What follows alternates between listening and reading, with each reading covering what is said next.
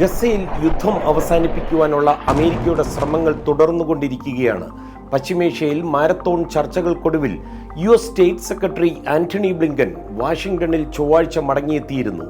വെടിനിർത്തൽ കരാറിനായിട്ടുള്ള ഈ ഫലം കാണാതെ പോയ ചർച്ചകളുടെ നിജസ്ഥിതി അദ്ദേഹം പ്രസിഡന്റ് ജോ ബൈഡനെ ധരിപ്പിക്കുകയും ചെയ്തു. ഇതിനെ തുടർന്നാണ് ജോ ബൈഡൻ ഇസ്രയേൽ പ്രധാനമന്ത്രി ബെഞ്ചമിൻ നെതന്യാഹുവിനെ ഇന്ന് ടെലിഫോണിൽ വിളിക്കുകയും ഗസയിൽ വെടിനിർത്തലിനായിട്ടുള്ള കരാർ ഗൗരവത്തിലെടുക്കണമെന്ന് ആവശ്യപ്പെടുകയും ചെയ്തത്. ഗസയിൽ എത്രയും വേഗം യുദ്ധം അവസാനിപ്പിച്ച് ഹമാസിന്റെ തടങ്കലിലുള്ള ബാക്കിയുള്ള ബന്ദികളെ മോചിപ്പിക്കുവാനുള്ള നടപടികളിലേക്ക് കടക്കണമെന്ന് ബൈഡൻ ആവശ്യപ്പെടുകയും ചെയ്തു. ഇത് സംബന്ധിച്ച് കെയ്റോയിൽ നടക്കാനിരിക്കുന്ന ചർച്ചകൾ ഏറെ നിർണായകമാണെന്നും നെതന്യാഹുവിനോട് ബൈഡൻ വ്യക്തമാക്കിയിട്ടുണ്ട്.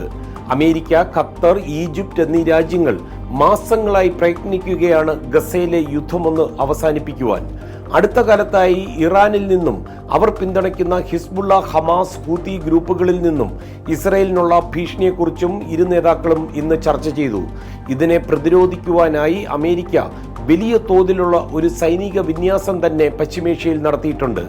അതേസമയം ഗസയിലെ യുദ്ധവിരാമ കരാറിൽ ഹമാസ് മേധാവി യഹ്യ സിൻവറിനെ ഇസ്രയേൽ വധിക്കില്ല എന്ന വ്യവസ്ഥ കൂടി ഉൾക്കൊള്ളിക്കണമെന്ന ഒരു ആവശ്യം ഉയർന്നതായി ഈജിപ്ഷ്യൻ ഉദ്യോഗസ്ഥർ പറഞ്ഞതായി വാർത്തകൾ വരുന്നുണ്ട്. ഒക്ടോബർ 7 കൂട്ടക്കൊലയുടെ സൂത്രധാരൻ എന്ന നിലയ്ക്ക് ഇസ്രയേൽ ലക്ഷ്യം വെക്കുന്ന സിൻവർ 10 മാസമെത്തിയ യുദ്ധത്തിനിടെ നിരവധി തവണ ഇസ്രയേലി സേനയുടെ കയ്യിൽ നിന്ന് കഷ്ടിച്ചാണ് രക്ഷപ്പെട്ടത്. ഇസ്മയിൽ ഹനിയ ടെഹ്റാനിൽ വധിക്കപ്പെട്ടതിന് ശേഷമാണ് ജൂലൈയിൽ സിൻവർ ഹമാസിന്റെ തലവനായത്. ഇസ്രയേലിനെതിരെ പൊരുതി മരിക്കുന്നത് രക്തസാക്ഷിത്വമാണെന്ന് പറയുന്ന യഹ്യ എന്നാൽ സംഘടനയെ നയിക്കുവാൻ തന്റെ ആവശ്യമുള്ളതുകൊണ്ടാണ് തന്നെ കൊല്ലരുതെന്ന് പറയുന്നത്. ഈ വ്യവസ്ഥ ഇസ്രയേൽ അംഗീകരിച്ചാൽ വെടിനിർത്തൽ സാധ്യമാവും എന്നാണ് അദ്ദേഹം പറയുന്നത്.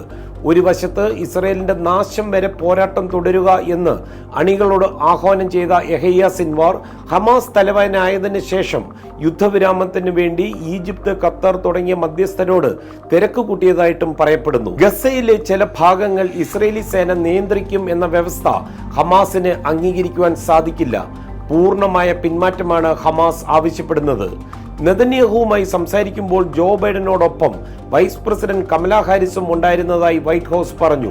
പശ്ചിമേഷ്യയിൽ ഉണ്ടായിരുന്ന ആന്റണി ബ്ലിങ്കൻ പറയുന്നത് അനുസരിച്ച് ഇസ്രയേലിന് വെടിനിർത്തൽ കരാറിൽ ഒപ്പിടുവാൻ ഒരുവിധം സമ്മതമായിട്ടുണ്ട്.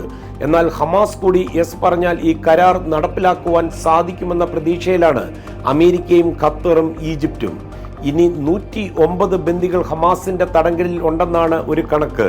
ഇതിൽ 36 പേർക്കെങ്കിലും ജീവൻ നഷ്ടപ്പെട്ടതായി ഇസ്രയേൽ കരുതുന്നു. 10 മാസം പിന്നിടുന്ന ഗസയിലെ യുദ്ധം അവസാനിപ്പിക്കുവാൻ ചർച്ചകൾ പല തവണയാണ് നടന്നത്. പക്ഷേ കാര്യത്തോടടുക്കുമ്പോൾ പിന്നോട്ടു പോകുന്ന കാഴ്ചയാണ് എല്ലായ്പ്പോഴും. കെയ്റോയിൽ അങ്ങനെ സംഭവിക്കില്ല എന്ന പ്രതീക്ഷയോടെ അമേരിക്കയിൽ നിന്ന് മധു കൊട്ടാരക്കര, 24.